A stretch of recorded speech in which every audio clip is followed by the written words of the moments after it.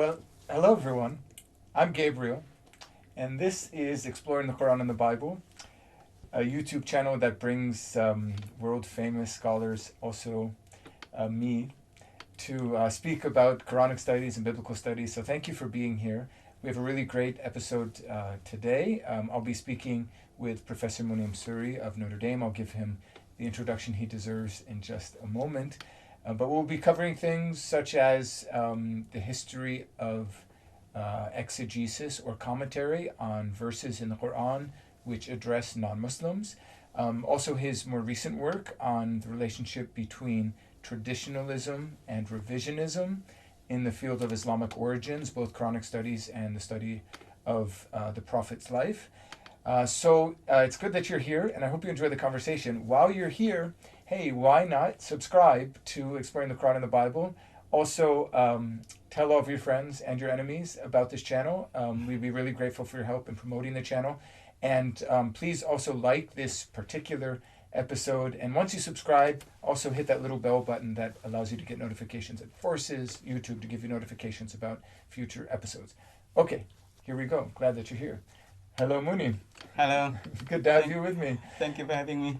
Yeah, it's wonderful to have Professor Sirry, who is a colleague of mine here in the Department of Theology at Notre Dame, also a world-famous scholar of Quranic studies, Muslim-Christian relations, and an expert and well-loved teacher in our department who teaches in all sorts of things related to Islamic studies and Muslim-Christian relations, right, including jurisprudence or fiqh, Muslim-Christian relations. As mentioned, we teach a course on that together, tafsir or exegesis. Mm-hmm. So here's your formal introduction. If you want to add anything or delete anything, just let me know.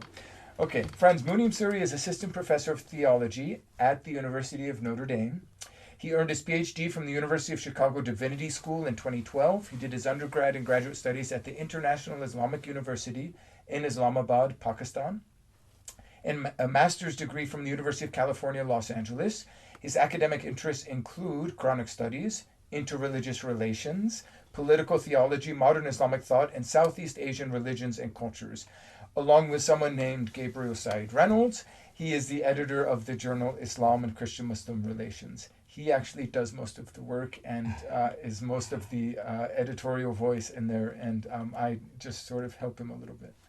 Professor Sirry is the author, first of all, of Scriptural Polemics, the Qur'an and Other Religions, and I have a copy. In fact, Munim and I just discovered I have 2 copies in my office. So here's one of them, a really influential book, which we'll be speaking about because it addresses how a number of modern Muslim commentators deal with material in the Quran, either that's more inclusivist or some of the more polemical passages.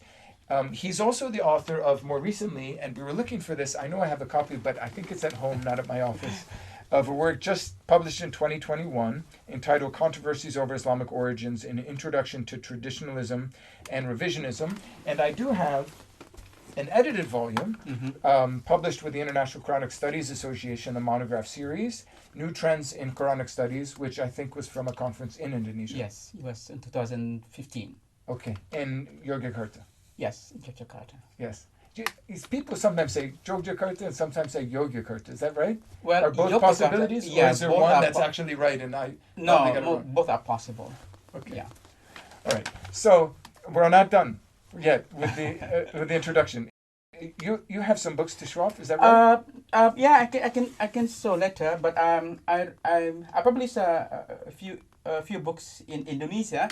One of which is entitled The Emergence of Islam according to revisionist scholarship, and the other one is called Revisionist Islam, so which is quite interesting title. Yeah, as I mentioned, we don't have his latest book, but you should find it, Controversies Over Islamic Origins. We'll be speaking about it today. Professor Sirry also coordinated the Contending Modernities Working Group in association, I think, with our Kroc Institute for Peace Studies at Notre Dame, on Indonesia in particular, exploring and analyzing the complex relationships between various contending forces that have shaped and been shaped by religious life at the societal and state levels.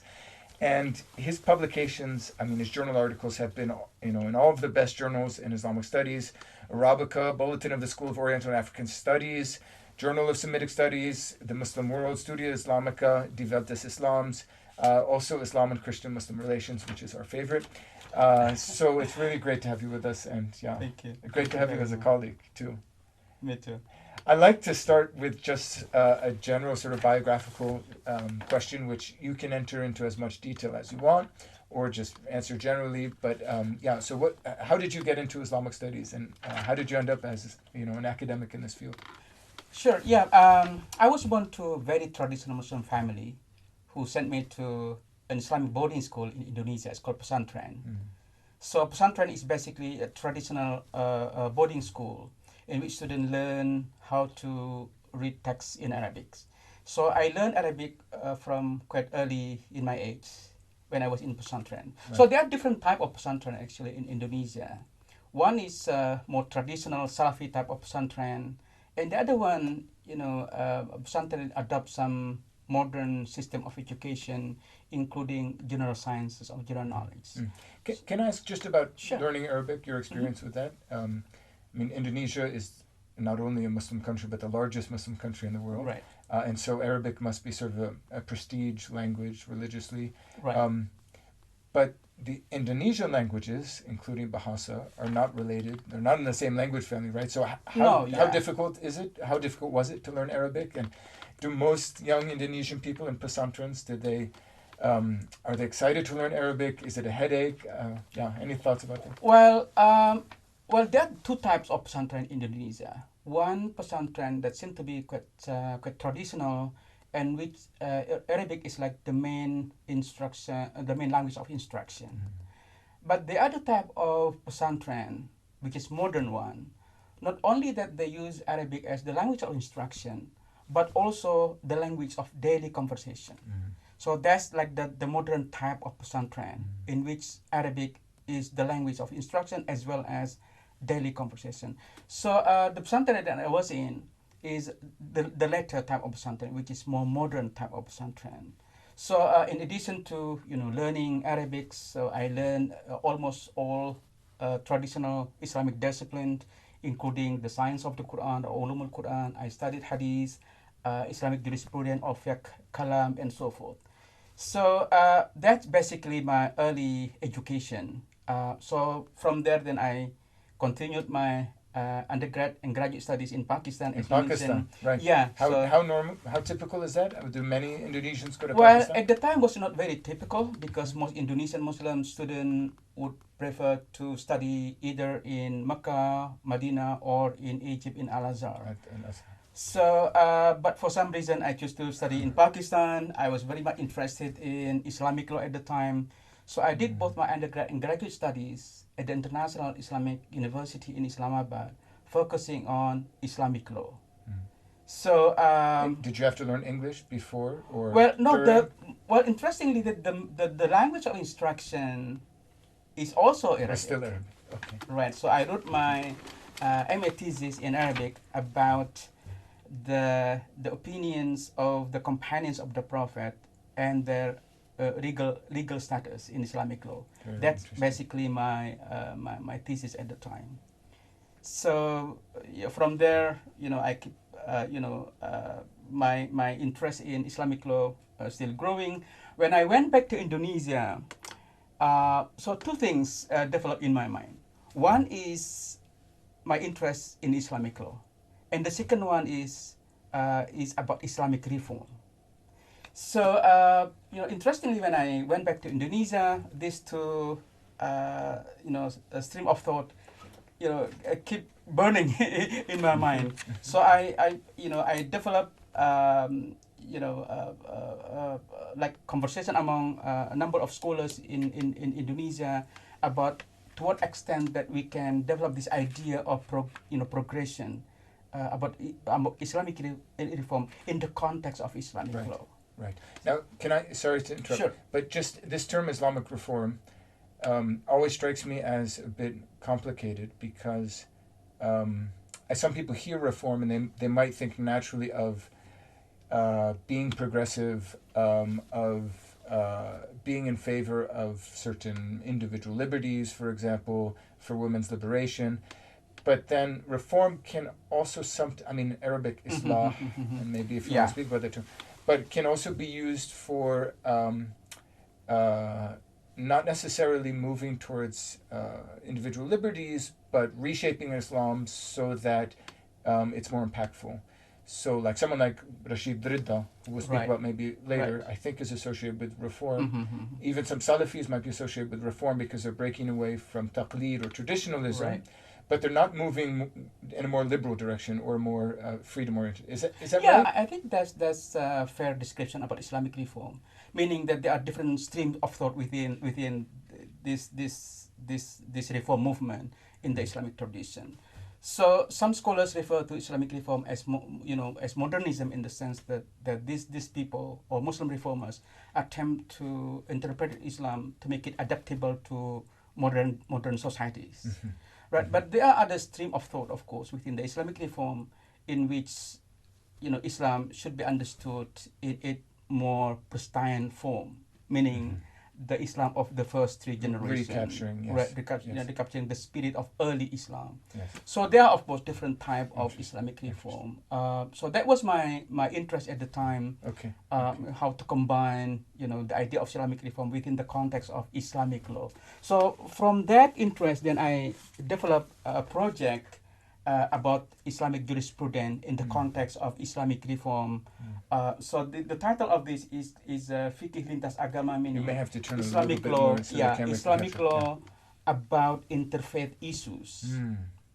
So this book is one of the most controversial publication in the early 2000s. So it basically offer perhaps a new interpretation about interfaith issues. So even the Council of Indonesian Ulama issue a fatwa against this book, that the book should be taken from the shelf. Did that help or hurt the publicity for the book? Well, interestingly, that when this book was released, I continued my study here in the U.S. Oh, you were here, yes. Right. Yes. So just to continue the conversation about how I entered into the field of Islamic studies, then I continued my studies here in the U.S. I studied at the University of California at Los Angeles, at UCLA in Islamic Studies program there. So Islamic Studies at UCLA is interdepartmental program, where you can basically study with different faculty members. So I studied literature, Arabic literature with Michael Cooperson. I studied Islamic politics with Leonard Bender and so forth. And then of course at the end I continue my PhD studies at the University of Chicago in the Divinity School. That's how I enter the field of Islamic studies. Basically I combine between traditional Islamic education and Western sort of critical study of Islam. I have a lot of questions to ask. I don't think we're going to get through all of them. I think we're going to need another episode. Can I ask first? So I want to ask two right now. One, just taking a step backwards to the Indonesian context, if it's okay. So to ask about why that book caused controversy, or the reason why I'm asking the question is because there's an idea, maybe a stereotype about Indonesian Islam that, it's not like Middle Eastern Islam, it's not like Middle East, North Africa, it's much more open, encultured, integrates different traditions, celebrates the pre-Islamic cultures of Indonesia, so someone might be surprised to hear that a book on interreligious understanding would cause controversy. So. Well, this book deals with some very sensitive issues about interfaith relations. So it deals with the question of interfaith marriage, it deals with the question of interfaith inheritance. Because it was specifically on jurisprudential questions. So it's basically about, practical life. So the issues of interfaith relations, Christian-Muslim relations, is often discussed within the context of theology. So because of my interest in Islamic law, I was thinking, what can we do if we bring these theological issues into more practical life? That would make thing more very complicated. And there are very clear precedents within the legal school dominant in Southeast Asia about whether a Muslim man can marry a non-Muslim woman, Right. and or maybe even more controversially, the other way around. Right. even replying the greetings, right? For- Can yeah. Muslim reply a Christian greeting like Assalamu alaikum? How do you reply to non-Muslims? Yeah. So it's deal with very practical issue that oftentimes taken as obstacle to interreligious conversation. We should Yeah. speak more about that another time. That will be the next episode. Sure. Another reason to subscribe to this YouTube channel. Okay, and then the other question I wanted to make sure to ask now is, it's going to be connected to our later discussion, I think, on this episode. But so you know firsthand both the world of traditional Islamic study and the world of critical Western academic approaches to Islam. What was it like, sort of moving from one to the other, or maybe did you somehow keep part of your engagements with traditional Islamic circles? Was that difficult for you to navigate? If you're used to sort of your disposition, sort of inculcated in you are traditional modes of education, and then to be studying under some non-Muslims Right. who have very different outsider approaches. What was that like for you? Yeah, when I was in Indonesia, even when I was in Pakistan, I studied Islam from very dogmatic perspective, very doctrinal perspective.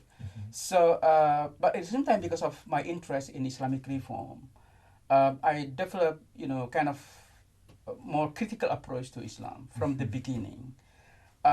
So even in Indonesia, for instance, you find scholars who develop a very progressive idea concerning the question of secularization. For instance, can Islam be compatible with the idea of secularization? Right. The secularization in the sense that that the worldly affairs should be distinguished from the religious affairs, something like that.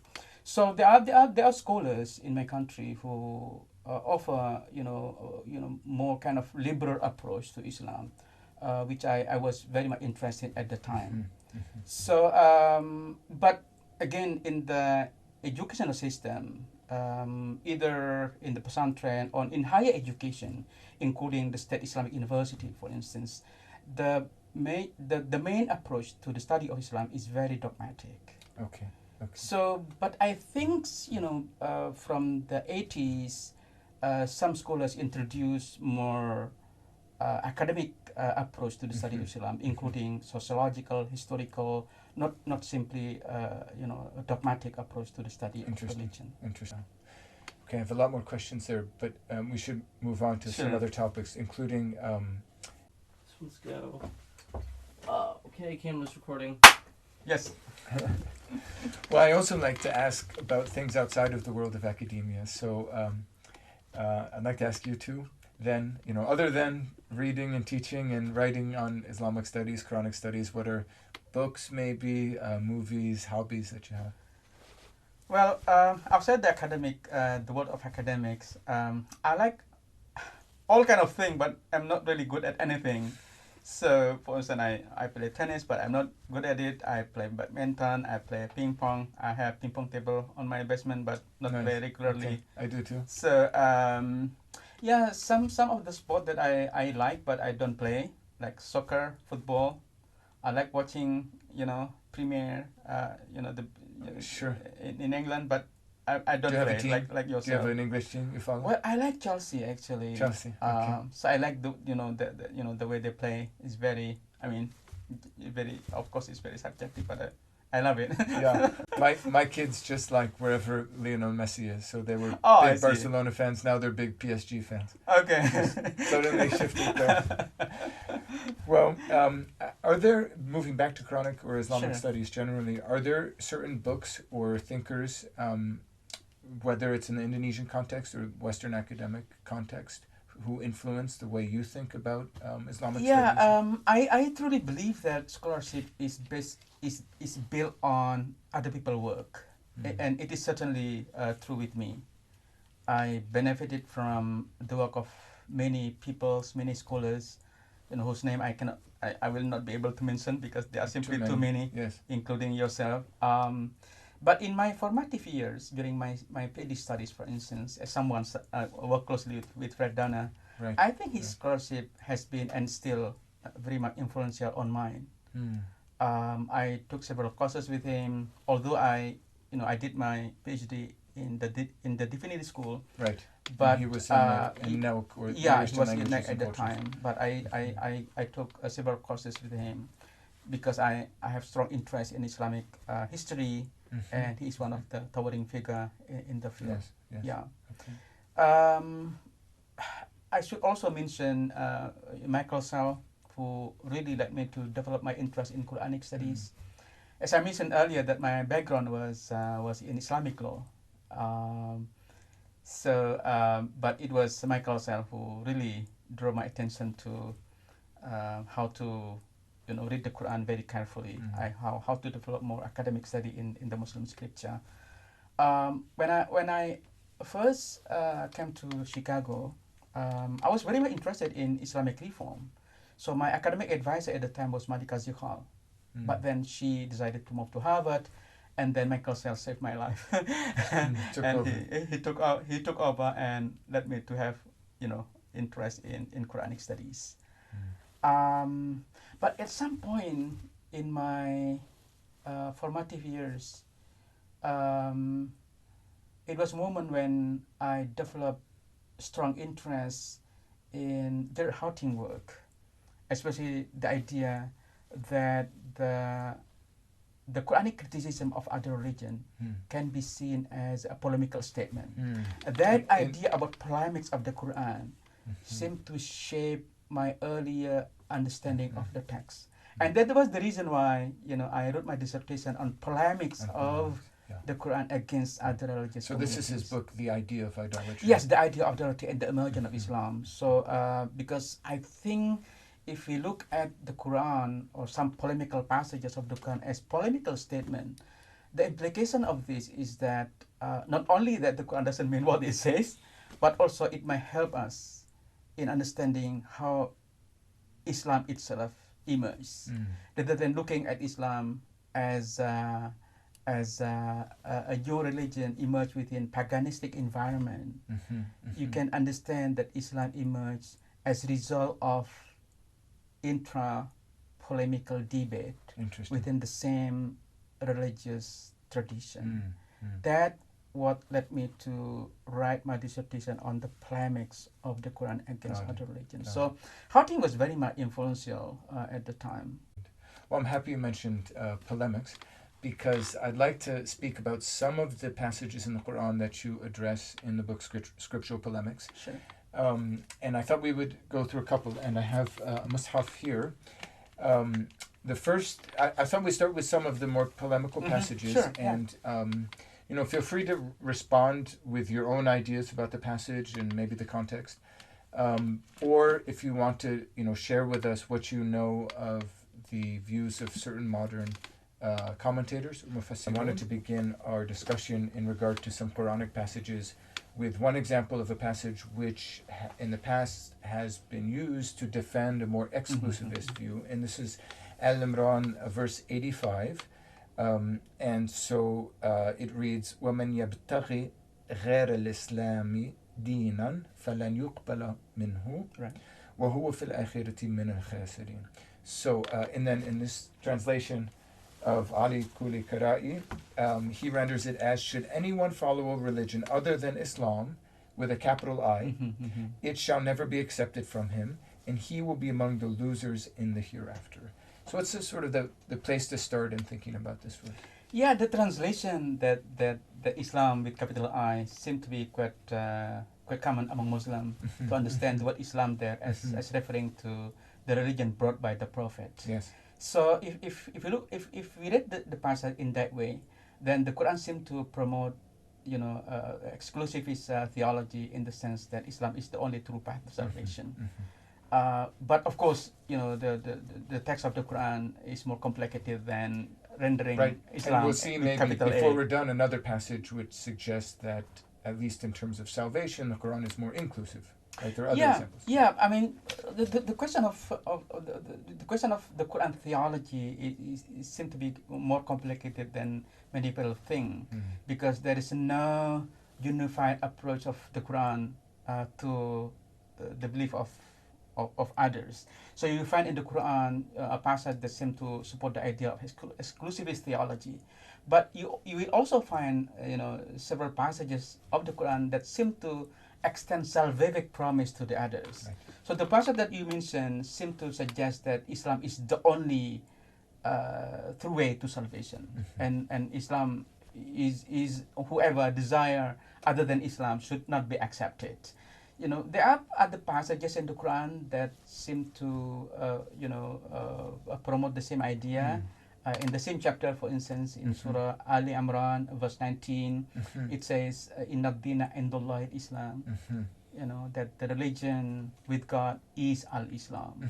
So which seem to suggest that the Quran really promote this idea of exclusivism. I think I remember reading somewhere that in traditions in regard to the Mus'haf of Ibn Mas'ud, not the Uthmanic, but Ibn Mas'ud's Mus'haf. Maybe, yeah, you probably know, it says Al-Hanafiyya. Al-Hanifiyya, yes. In that verse. Yeah. The word Islam is replaced there in Ibn Mas'ud Codex as Al-Hanifiyya to Samha, meaning the tolerant Samha, meaning tolerant. Yes. Although the idea of tolerant is modern concept.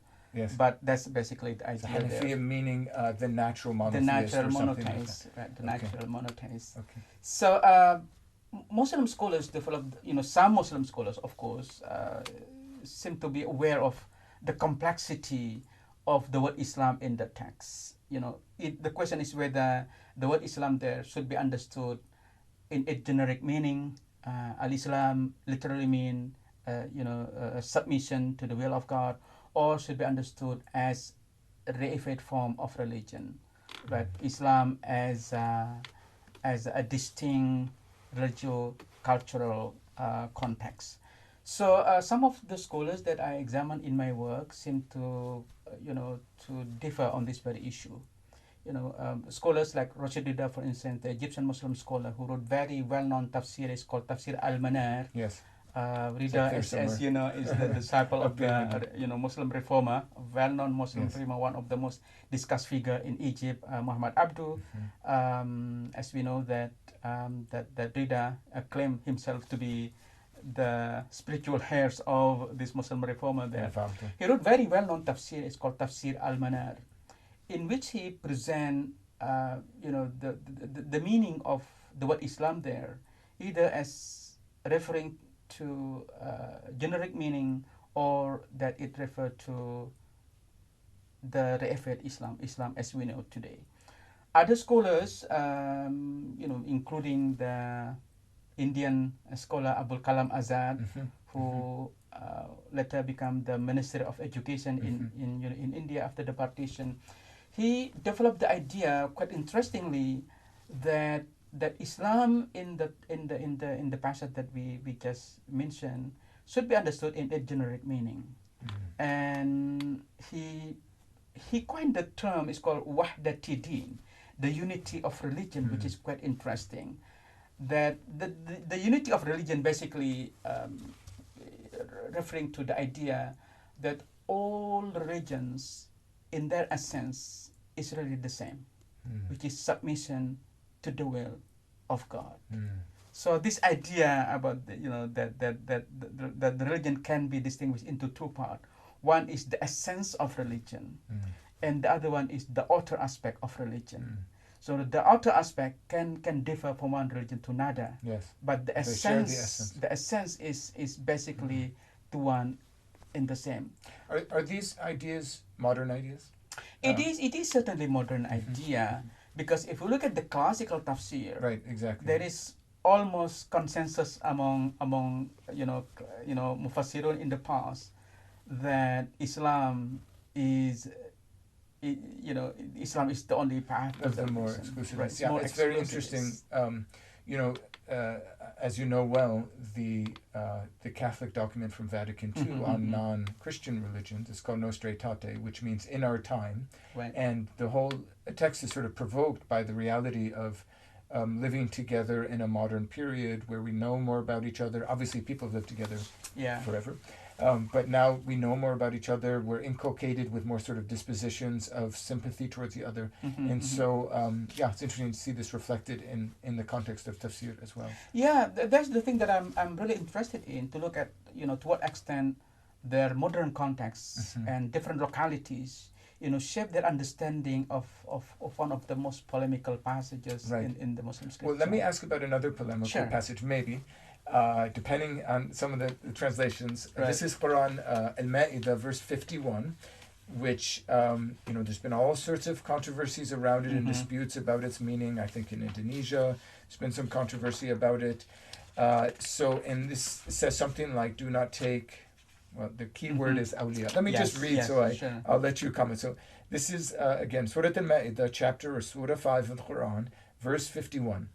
Ya ayyuha alladhina amanu لا تتخذوا اليهود والنصارى أولياء بعضهم أولياء بعض من يتولهم منكم فإنه منهم إن الله لا يهدي القوم الظالمين. So where would you start with that one? Oh, should I read Kuli Karai's translation? Sure, of as course. a starting That point? would be helpful. So Kuli Karai, or Ali Kuli Karai, translates, O you have faith, do not take the Jews and the Christians for allies. They are allies of each other.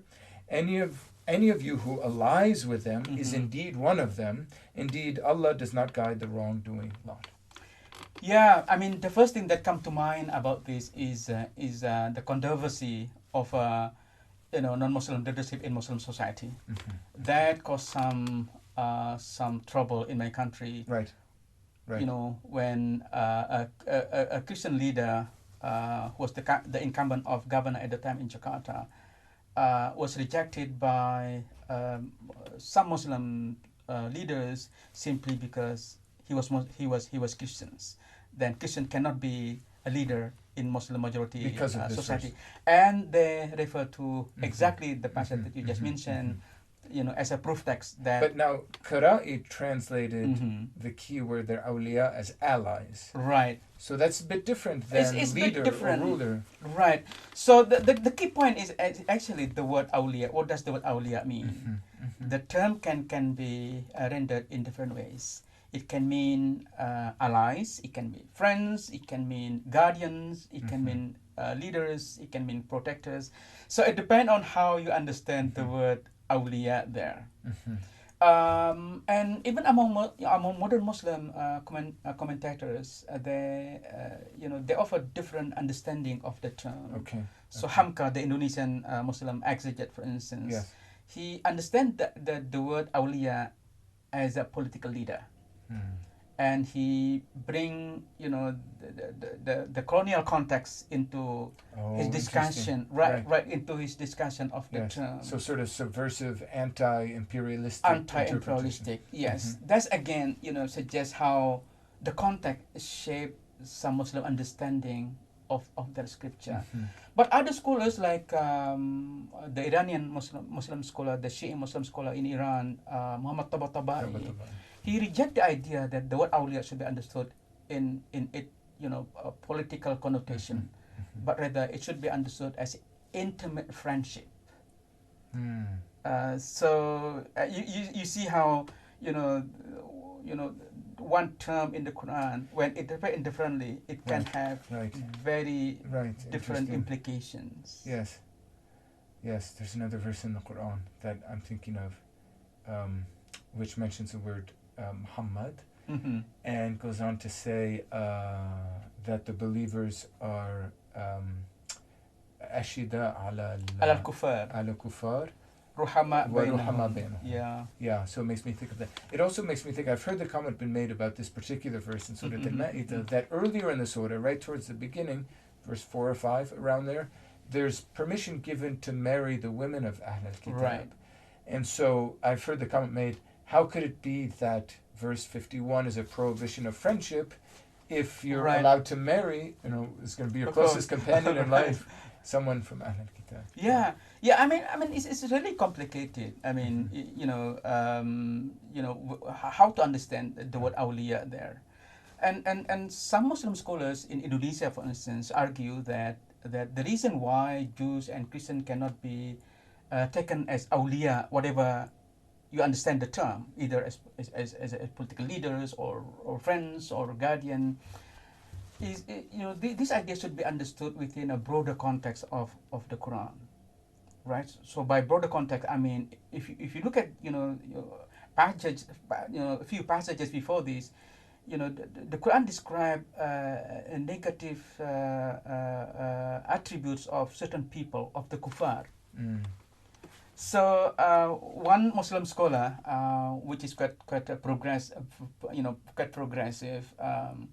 Quri Shihab, also one of the most well-known exegete of the Quran in Indonesia. He graduated from Al Azhar, got Ph.D. from Al Azhar a long time ago. He understands the passage in very creative way, saying that if you look at the passage, in broader context, so the reason why Al-Ma'idah 51 refer to Jews and Christians not to be taken as a leader, as an example of those who reject the truth, or those who behave in negative ways. So whoever, basically, I guess whoever Yes. behave, Yes. that should not be taken as a leader, either So it's Muslim not- or non-Muslim. It's not linked to a group of people, but to Right. the act of rejecting truth. Yes. Yes, interesting, Yes. interesting. Right. Well, you mentioned a verse just a couple before verse 51 in Surah Al-Ma'idah. I wanted to point out that just 3 verses earlier, there's a famous verse, especially for those interested in Muslim-Christian dialogue, Right. or interreligious dialogue generally, in verse 48, so I don't even have to turn the page in the Mus'haf here, which speaks of the way in which God had actually desires plurality. So let me read the Arabic and then I'll read Qara'i's translation. So this is the second part of the verse 48 of Surah Al-Ma'idah. وَلَوْ شَاءَ اللَّهُ لَجَعَلَكُمْ أُمَّةً وَاحِدَةً وَلَكِنْ لِيَبْلُوَكُمْ فِيمَا أَتَاكُمْ فَاسْتَبِقُوا الْخَيْرَاتِ إِلَى اللَّهِ مَرْجِعُكُمْ جَمِيعًا فَيُنَبِّئُكُمْ بِمَا كُنْتُمْ فِيهِ تَخْتَلِفُونَ. So Qara'i's translation is, if Allah had wished, He would have made you one community, but His purposes required that He should test you in respect to what He has given you. So take the lead in good works. To God, or to Allah, shall be the return of you all, whereat He will inform you concerning that about which you used to differ. Right. So where would you start in describing this verse? Well, just in light of what we just discussed, a few passages that we already mentioned about Islam is the only true path of salvation, and whoever desire other than Islam should not be accepted. This is another and a good example how complex is the Quranic view of the others. You see some passages of the Quran that seem to promote an exclusivist approach, and on other occasions the Quran seems to promote more inclusivist one. So the passage that you just mentioned seem to present a pluralistic view of religion and culture, which allow for the possibility of religious diversity. Right? The Quran says, if God so will, He would make you single people. Yes. But His plan is to test you about what has been given to you. So maybe even more than allowing for plurality, but it's actually part of the divine plan, right? The word there, sha'a, is mashi'a, yes, divine exactly. will, that He willed plurality. Exactly. So looking at the wording of the Quranic text, the Quran that you just mentioned, it seemed like, it can become the manifesto of religious pluralism, right? That plurality, both religious or cultural or ethnicity, can be seen as the divine design, right? God not Yes. only allow for the plurality to exist, but also it will. So the plurality is the will of God, because if God so will, He would make you single people. And the word the passage begin with saying, وَلِكُلٍّ جَعَلْنَا مِنْكُمْ شِرْعَةً وَمِنْهَاجًا. And for each one of you, we have appointed laws and a way, ways, or yes. which is quite interesting. So the question is the way of Jews, Hindus, Christians Right. also appointed by God from a Quranic perspective? right, Mhm. right. So that's earlier we discussed about the view of Abul Kalam Azad, who argue that religion can be seen in either the inner aspect and the outer aspect.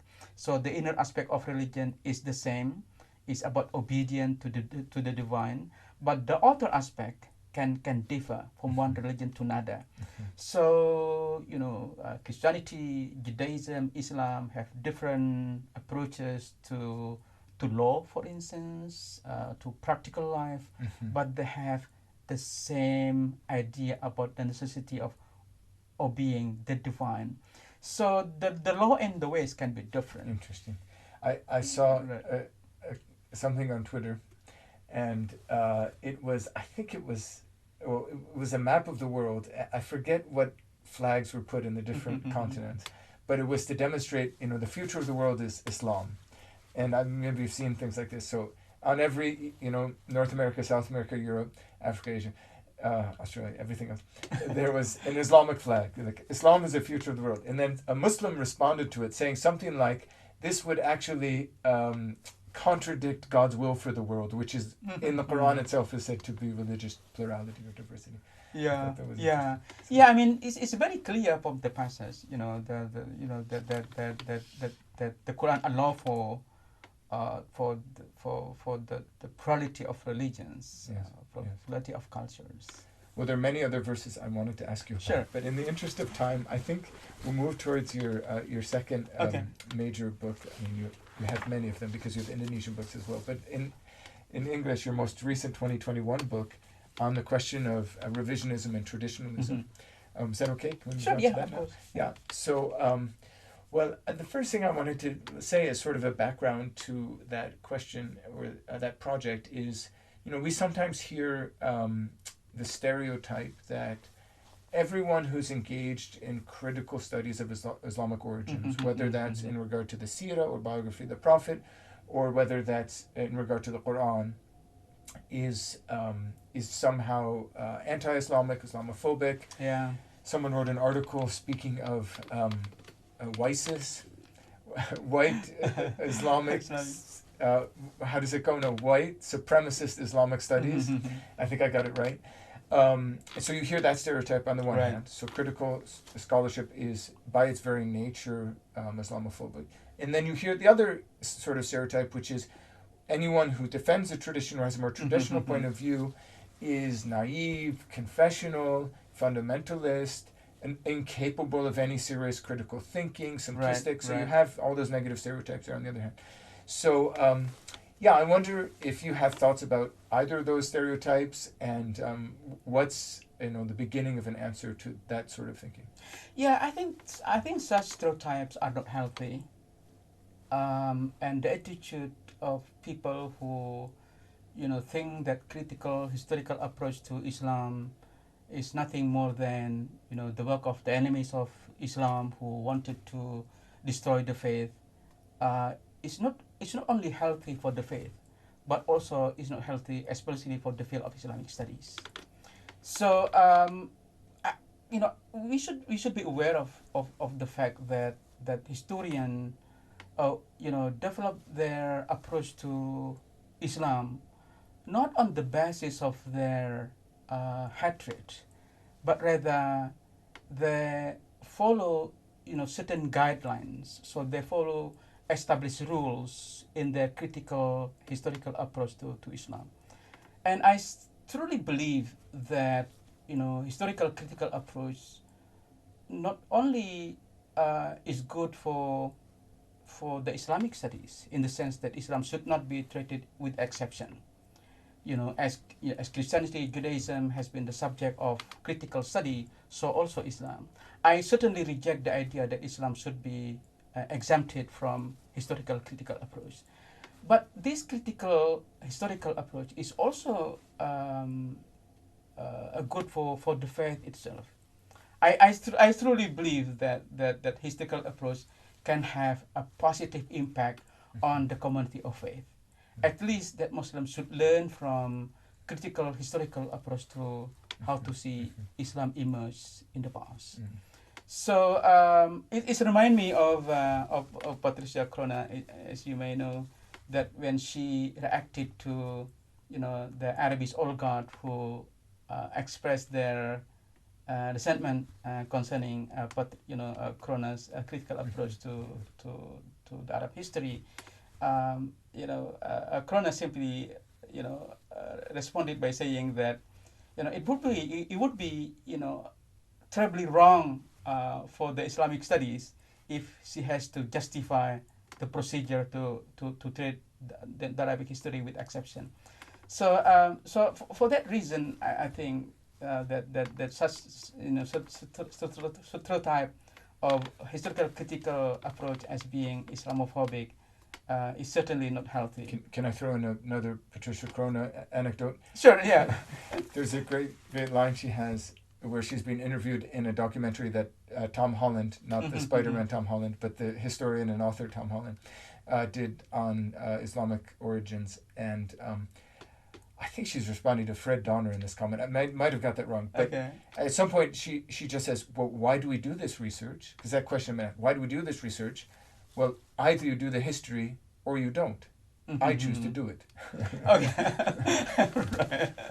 Right. So when we come to historical critical approach, there are a few options that we have. One option would be just faith alone, that you can reject any historical findings. And the second approach would be maybe we can call mind alone, meaning that we just follow the historical finding. The problem with both approaches is very serious, because religion is not just about historical fact. I think there is no religion without myth, right? So and therefore I think both the first and the second approach must be given the benefit of the doubt, because we don't have perfect knowledge. And this leads us to the third possible reaction to the historical critical approach, which this is what I like about Notre Dame. Our motto here is faith-seeking understanding. That faith should not be seen as inimical to Rational knowledge, inquiry, historical, serious inquiry. Yeah. I think that's important to state too, at least from my perspective. And in our department at Notre Dame, the sort of vibe is is to be a believer. Most of our colleagues are believers, but never to abandon trying to go deeper into the faith through rational inquiry. Whether that means manuscript study in question of the Bible or the Dead Sea Scrolls, or challenging ethical, moral questions, or systematic theological questions about God. And I sometimes feel that in the context of Western Islamic studies, it's a bit tricky, because for many Christian and Jewish scholars, there's sort of two different contexts. One context, which is a religious studies department, say at a state university, and another place like Notre Dame, where it's theological and faith and understanding come together. But Islamic studies, for the most part, in the West, it's different in the Islamic world, is found within religious studies type settings. And so there's less of a place to do sort of constructive theological work. But that has its own method and rigor to do constructive theological work as well for Muslims. And I just wanted to say that. Yeah. I think it's correct. I mean, Islamic studies in the past few years has been one of the most vibrant field of research. So this is something that I always ask my colleagues, especially in Indonesia, for instance, to learn how a critical approach to Islam has led to led to the emergence of Islamic studies as one of the most dynamic field of research. So, I mean, just back to the question that you just asked earlier about the use of critical historical method in the study of Islam. I think in the past we witnessed a growing interest in the academic study of the Muslim sources from which we learn about the emergence of Islam. That's basically the reason why I wrote the book that you just mentioned about Controversies Over Islamic Origins. Right. Because methodological approach among scholars, that led me to think about how we can put different approaches to the emergence of Islam in dialogue with another. Right. That basically what led me to write the book. Controversies over Islamic Controversies Over Islamic Origins. The book is basically deal with the emerging interest among scholars who attempted to reconstruct the emergence of Islam using different kind of methods. One of the most interesting thing in my view about the most recent development is how the Muslim sources have been viewed by different scholars. Some look at the Muslim sources as have no historical value at all. Even imagine that Islam began maybe in Palestine or somewhere to the north, not in Mecca and Medina. Yeah, and others seem to put much trust in the Muslim sources. So the problem of the sources is actually the source of the problem when talking about the emergence of Islam. Yeah. Can I ask maybe one or two specific cases which work as, to use a fancy word, a shibboleth or a distinguishing mark between traditionalists and revisionists? So I was thinking of the term ummi, yes, which appears in the Qur'an in the singular. The Prophet in Surah Al-A'raf, I believe, is called An-Nabi al-Ummi. Right. And it also appears in the plural as Ummiyun. And now the standard translation of ummi as regards the Prophet Muhammad is that it means illiterate. He could not write, he could not read. Right.